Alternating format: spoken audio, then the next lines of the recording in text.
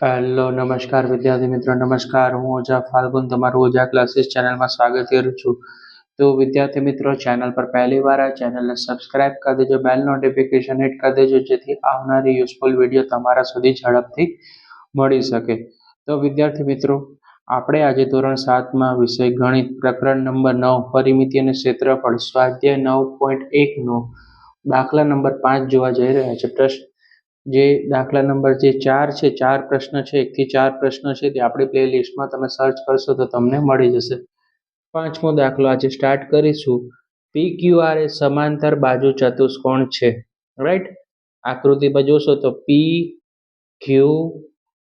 એ સમાંતર બાજુ ચતુષ્કોણ છે SR પરની ઊંચાઈ તે QM છે કઈ છે SR પરની ઊંચાઈ આ જે Q અને M છે રાઈટ હવે શું કીધું છે Q માંથી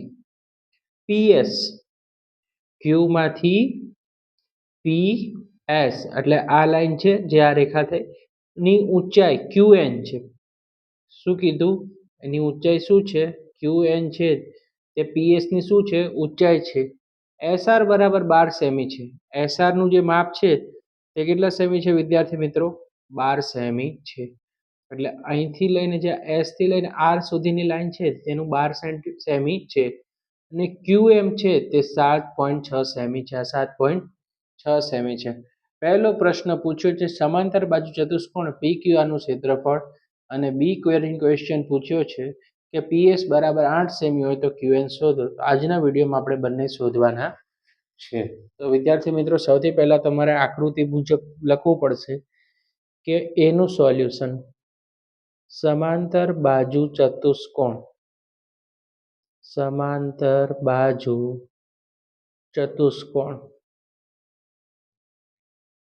PQRS માં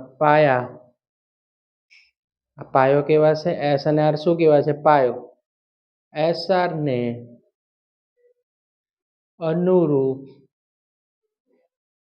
અનુરૂપ વેધ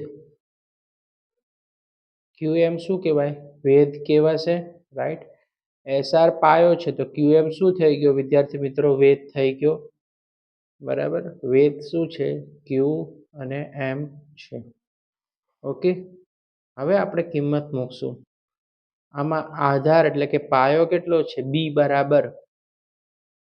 બરાબર શું થશે તો B બરાબર આધાર બરાબર શું થાય પાયો થાય એટલે B બરાબર SR B બરાબર શું થશે SR થશે ઓકે SR બરાબર કેટલા છે તો રકમમાં આપેલા છે 12 સેમી જો તમે રકમમાં જોશો તો તમને ખ્યાલ આવશે કે SR બરાબર કેટલા છે 12 સેમી આપેલા છે અને ઊંચાઈ H બરાબર કેટલું છે તો ઊંચાઈ છે તે QM બરાબર 7.6 સેમી છે તો તમે અહીંયા આકૃતિમાં જોઈ શકો છો કે QM છે તેની ઊંચાઈ 7.6 સેમી છે હવે તમારે શું કરવાનું હવે સૂત્ર લગાવશું વિદ્યાર્થી મિત્રો કે સમાંતર બાજુ ચતુષ્કોણ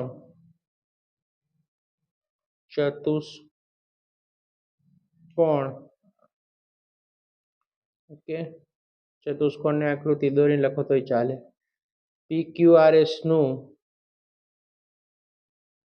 ક્ષેત્રફળ બરાબર સમાંતર બાજુ ચતુષ્કોણ PQRS નું ક્ષેત્રફળ બરાબર B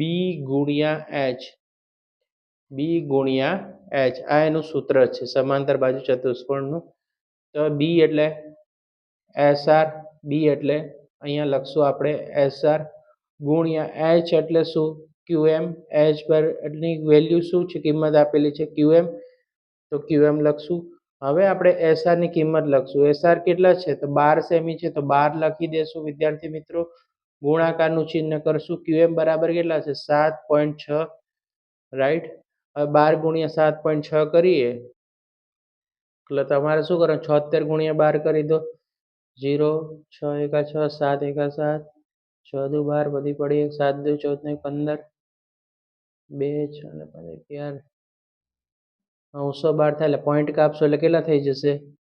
91.12 થઈ જશે. તો આન્સર શું આવ્યો? 91.2 સેમીનો વર્ગ આવી ગયો. તો સૌથી પહેલા આપણે પહેલો પ્રશ્ન હતો તે સોલ્વ કરી નાખ્યો.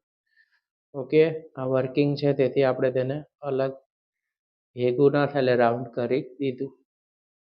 હવે બીનું આપણે સોલ્યુશન કરશું. સમાંતર બાજુ ચતુષ્કોણ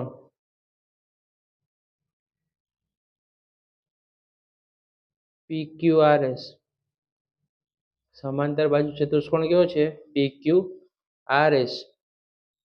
ક્ષેત્રફળ આપણે હમણાં શોધ્યું. કેટલું શોધ્યું વિદ્યાર્થી મિત્રો? તો કે 91.2 સેમીનો વર્ગ. તો ક્ષેત્રફળ થઈ ગયું 91.2 સેમીનો વર્ગ. ખબર પડી ગઈ? આ આપણે સમાંતર બાજુ ચતુષ્કોણનું ક્ષેત્રફળ શોધ્યું. હવે તમારે શું લખશો? અહીંયા લખશો પાયો બરાબર બી એટલે પાયો આપણો જે છે તે પાયો કહેશું. બી બરાબર શું થઈ જશે હવે? તો કે બી બરાબર PS. આ આપણો પાયો થશે PS. રાઈટ. PS બરાબર કેટલા છે? તો કે 8 સેમી છે. અહીંયા આપણે 8 સેમી છે PS. એટલે આપણો પાયો થઈ ગયો, આધાર થઈ ગયો. ઓકે. ઊંચાઈ H બરાબર QN. આપણે શું શોધવાનું છે? ઊંચાઈ જે છે તે એમાં QN આપણે શોધવાનું છે, જેની કિંમત આપણે નથી આપી, આપણે હવે શોધી કાઢશું. H બરાબર QN. ઓકે.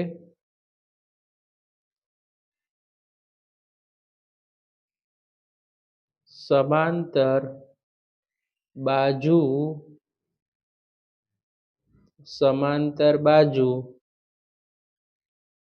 ચતુષ્કોણ PQRS નું ક્ષેત્રફળ. હવે વિદ્યાર્થી મિત્રો સૂત્ર: સમાંતર બાજુ ચતુષ્કોણ PQRS નું ક્ષેત્રફળ B ગુણ્યા H. B એટલે તમને ખબર છે, B એટલે આધાર અને H એટલે ઊંચાઈ. આધારે કહેવાય, ઘણી વખત પાયો પણ કહે છે, બરાબર. ઓકે. તો B ની વેલ્યુ શું છે? B બરાબર SR. ઓકે, અહીંયા મિસ્ટેક થઈ ગઈ. સમાંતર બાજુ ચતુષ્કોણ PQRS નું ક્ષેત્રફળ આપણે કેટલું શોધ્યું હતું વિદ્યાર્થી મિત્રો? 91.2 સેમી. રાઈટ. 91.2 સેમી શોધ્યું હતું. B ની કિંમત આપણે કેટલી છે? તો કે B બરાબર SR બરાબર કેટલું છે અહીંયા? તો આપણે હમણાં અહીંયા જ શોધવાનું છે. PS બરાબર 8 હતું. રાઈટ. જુઓ, તમે અહીંયા જોઈ શકો છો કે હવે આપણો જે B છે, આ પાયો છે, તે કેટલો થઈ ગયો? 8 સેન્ટીમીટરનો થઈ ગયો. ઓકે વિદ્યાર્થી મિત્રો. અહીંયા B ની કિંમત આપણે કેટલી લખશું? અહીંયા 8 લખશું. ઓકે. હવે ઊંચાઈ નથી આપણી, તો H ના આપણે H લખશું. H એટલે ઊંચાઈ. હવે H ને કરતા બનાવી દો. બરાબર. કરતા એટલે કે એને ડાબી બાજુ લાવો. જે શોધવાનું છે તે ઊંચાઈ આપણે શોધવાની છે, એટલે ડાબી બાજુ લાવ્યા. 91.2 ભાગ્યા, જો હવે આ 8 કેવા છે? ગુણાકારમાં છે. જ્યારે નીચે આવશે તો ભાગાકારમાં થઈ જશે. ઓકે.